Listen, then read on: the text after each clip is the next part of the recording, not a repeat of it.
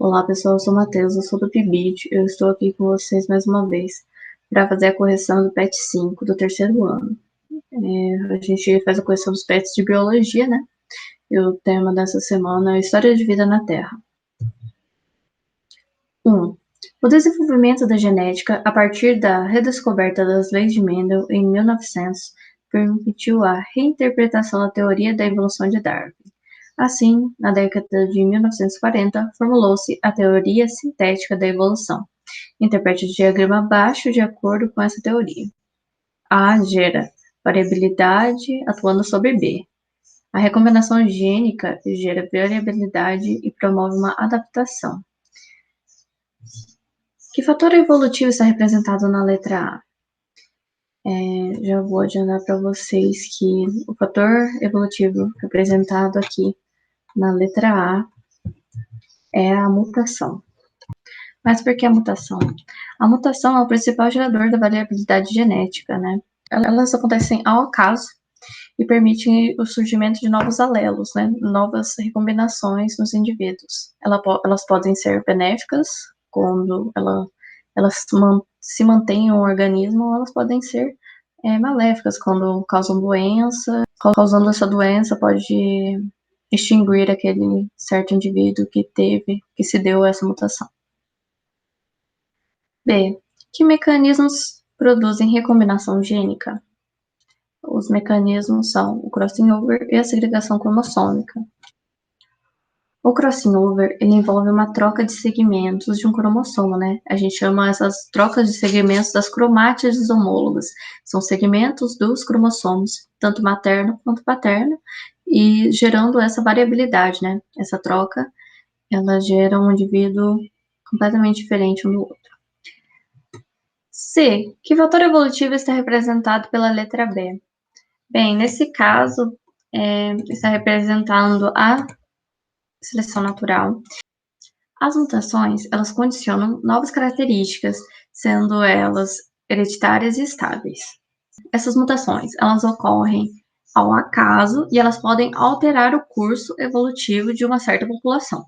Assim, a ação da seleção natural ela consiste em selecionar genótipos mais bem adaptados a uma determinada condição ecológica e ela age também eliminando aqueles que são desvantajosos para essa mesma condição.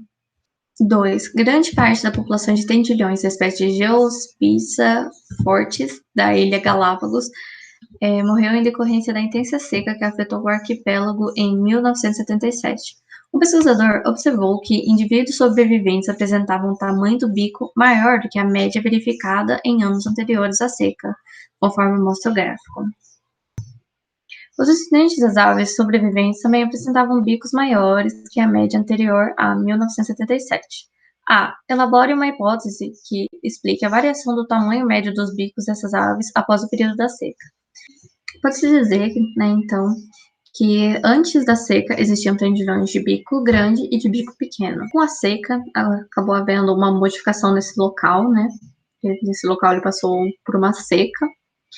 E a gente pode dizer que talvez as sementes daquele local, elas eram grandes demais. As sementes que sobreviveram àquele local eram grandes demais para tendilhões com bico pequeno consumirem elas, se alimentarem dela. Então, os únicos tendilhões que conseguiam se alimentar dela eram os tendilhões de bico grande. Então, o que eu quero dizer com isso? Os tendilhões que conseguiram se alimentar com essas sementes, eles se mantiveram naquele ambiente, eles conseguiram passar por aquela seca se alimentando daquela semente maior. Enquanto os tendilhões de bico pequeno, sem nenhuma outra alternativa de comida, eles acabaram sendo extintos, eles não eram adaptáveis àquele novo ambiente e acabaram sendo extintos, né? Eles acabaram morrendo. Então, os tendilhões que acabaram por restar naquele local após a seca eram todos tendilhões de bico grande, novamente, porque eles conseguiram se alimentar daquelas sementes maiores e assim se manter no ambiente. Nós conseguimos explicar também a B com essa resposta, né? Explique por que os descendentes das aves sobreviventes também apresentavam bicos maiores. Porque elas apresentaram bicos maiores. Como os tendilhões que sobreviveram após a seca, eles eram todos de bico grande, bicos maiores, eles acabaram por passar essa característica, que era uma boa característica para aquele local, para seus descendentes, né? Como uma característica hereditária, que passa dos pais para os seus filhos, né? Então, essa é a resposta das duas questões, das duas alternativas, aliás. 3. O uso indiscriminado de antibióticos favorece a preservação de linhagens bacterianas resistentes a esses medicamentos. Como, por exemplo, temos o caso de Vibrio cholerae, agente causador da cólera, do qual já são conhecidas linhagens resistentes a pelo menos antibióticos. Com base na teoria moderna da evolução, explica a resistência dessas bactérias a antibióticos.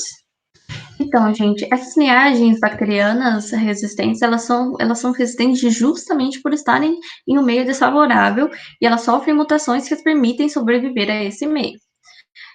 Elas conseguem se reproduzir e passar os seus genes de resistência através do plasmídio, que é um DNA extracromossomal, que eles têm justamente essa função, transferir um gene de resistência. Então, gente, essa foi a correção dessa semana. Espero que vocês tenham gostado e entendido. Deixem nos comentários se vocês gostaram. Qualquer dúvida, comuniquem a professora Simone. Nós estamos à disposição para ajudar vocês e a gente precisa de um feedback, a gente precisa de um retorno para saber se estamos fazendo certo, se estamos fazendo esse trabalho bem. Então, por favor, não deixem de comentar. E muito obrigada por assistir até aqui.